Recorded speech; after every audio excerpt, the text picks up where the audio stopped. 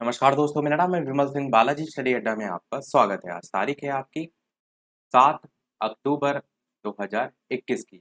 शिक्षा संबंधित क्या सभी अपडेट हैं, एक-एक करके सभी की बात कर लेते हैं। सबसे पहली अपडेट है, शिक्षक भर्ती के लिए टीईटी के अंकों को भी मेरिट में जोड़ेंगे। किसी भी प्रकार का कोई ऑफिशियल जो है नोटिफिकेशन या फिर आदेश नहीं जारी हुआ है। ये जो न्यूज़पेपर वाले हैं, ये इन्होंने अपनी तरफ से जो है न्यूज़ जो है वो निकाली है। हो सकता हो किसी के दिशा निर्देश पर निकाली हो, परंतु अभी तक इसके संदर्भ में कोई नोटिफिकेशन जो है वो निकल करके नहीं आया है। प्रयागराज से न्यूज़ है, जिसमें लिखा है बेसिक शिक्षा परिषद के प्राथमिक स्कूलों में सहायक अध्यापक पद पर भर्ती के लिए टीईटी के अंकों को भी मेरिट में जोड़ा जाएगा यहाँ पर लिखा है, यानी कि हो सकता है भविष्य में ये चीज़ आपको देखने को मिल सके।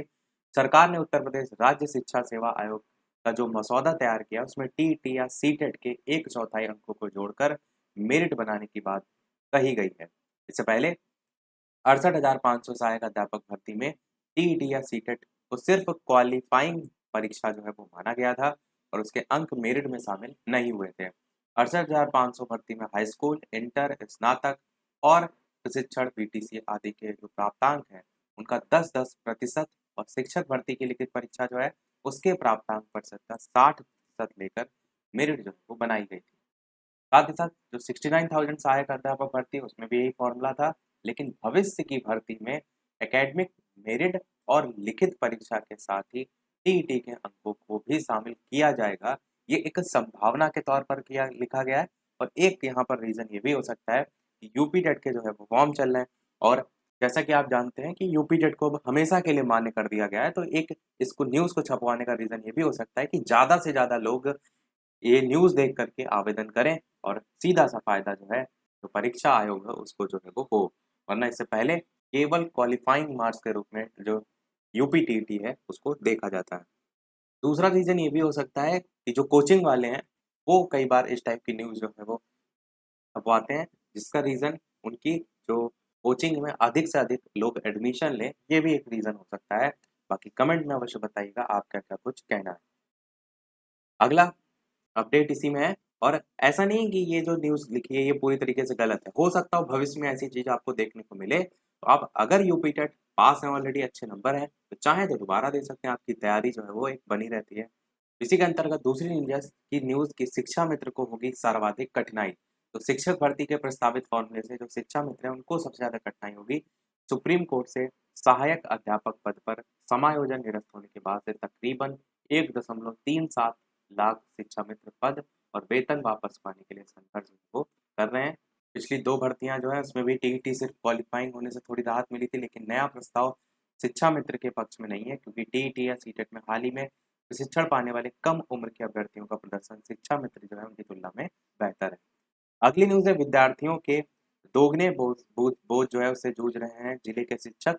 वाराणसी जो है वहाँ से न्यूज़ प्रकाशित हुई है कि 30 के बजाय 80 से 100 बच्चों को पढ़ा रहे हैं एक शिक्षक। 50 स्कूल जो है उसमें प्रधानाध्यापक जो है वो नहीं है। आपको याद होगा तो एक न्यूज़ आपकी सरप्लस को लेकर प्रकाशित हुई थी। केंद्र सरकार ने बेसिक शिक्षा परिषद में 80,000 शिक्षक को सरप्लस बताया है। मैंने बताया था इसमें ज़्यादा जो है वो शिक्षक बताए जा रहे थे, परंतु जिले में स्थिति आप कहेंगे एकदम उलट है। यहाँ पर शिक्षक पर 80 से 100 छात्रों को पढ़ाने का जो है वो जिम्मा है। कई तो विद्यालय ऐसे हैं जो शिक्षा मित्रों के भरोसे चल रहे हैं। अब सोच लीजिए कैसी स्थिति है, कितने अधिक शिक्षकों की आवश्यकता जो है वो है, वही यहाँ पर बताया गया है। अगली न्यूज़ है स्नातक में 50% से कम अंक वालों को भी परीक्षा में शामिल करें हाईकोर्ट। यहाँ पर अशासकीय विद्यालय में सहायक अध्यापक और प्रधानाध्यापक जो भर्ती है उसके संदर्भ में जो है वो बताया गया है।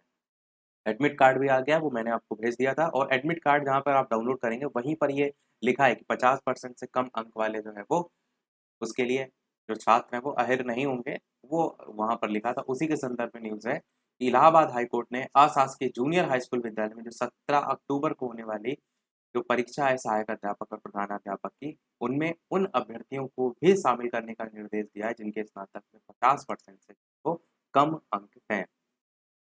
तो दर्जनों अभ्यर्थी हैं जिन्होंने इसको लेकर याचिका दाखिल की थी, उसी के संदर्भ में ये जो आदेश आप देख रहे हैं वो सुनाया गया है और इस नियम को और ज़्यादा डिटेल में भी यहाँ पर बताया गया है। अगली न्यूज़ है 9 से होगा इंटर के अंक सुरक्षा जो परीक्षा है उसका मूल्यांकन।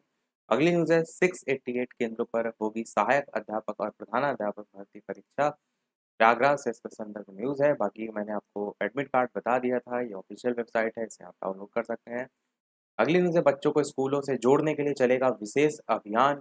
लखनऊ से न्यूज़ है, शिक्षा मंत्रालय जो है उसने समग्र शिक्षा के तहत शिक्षण व्यवस्था में सुधार के सुझाव जो है वो दिए हैं, उसी के बारे में लिखा है। अगली न्यूज़ है, कर्मचारी चयन आयोग ने जारी किया है परीक्षा कैलेंडर। एसएससी को लेकर यहाँ पर बताया गया है, जिसमें अलग अलग परीक्षा तिथि जो है वो भी यहाँ पर बताई गई है। अगली न्यूज़ है, नीट इस बार पुराने पैटर्न पर ही जो है वो होगा और जो संशोधित पाठ्यक्रम है वो अगले सत्र से जो है वो प्रभावी होगा। अगली न्यूज़ है, घर बैठे भी दे सकेंगे बोर्ड परीक्षा का पहला सेमेस्टर। यहाँ पर CISCE जो है उसने 10वीं और 12वीं के जो छात्र हैं उनको ये विकल्प जो है वो दिया है और CBSE ने अभी तक कोई स्थिति साफ नहीं की है। अगली न्यूज़ है, 68 लाख युवाओं को मिलेगा टैबलेट और स्मार्टफोन। कल भी न्यूज़ प्रकाशित हुई थी। यहाँ पर यह बताया गया है कि जेम पोर्टल से जो है खरीद होगी। जो विशेषज्ञ हैं इस समिति भी जो है वो गठित इसके संदर्भ में हो गई है।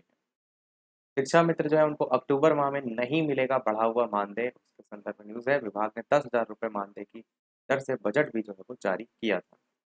सेकंड लास्ट न्यूज़ है इस वीडियो की कि इलाहाबाद विश्वविद्यालय जो है PG81 अब 29 और LLB की जो प्रवेश परीक्षा है वो जो है वो 30 को जो है वो होगी। अगली और इस वीडियो की लास्ट न्यूज़ देते हैं। इसके अलावा वीडियो पसंद आए तो लाइक भी अवश्य करते रहिएगा। CHSL 2020 टायर 2 जो है उसकी परीक्षा 9 जनवरी को जो है वो होगी, तो जो भी इसमें सफल हैं अपना परीक्षा जो है वो दे सकते हैं। बाकी ये साइड वाली न्यूज़ हमने पहले ही जो है वो देख ली थी। यही था हमारे ओवरऑल इस अपडेट में। इसी प्रकार डेली अपडेट पाते रहने के लिए चैनल सब्सक्राइब करके नोटिफिकेशन बेल अवश्य ऑन कर लीजिएगा। वीडियो पसंद आया और लाइक कीजिएगा और लोग साथ शेयर कीजिएगा। मिलते हैं अगले अपडेट में, तब तक के लिए नमस्कार, जय हिंद।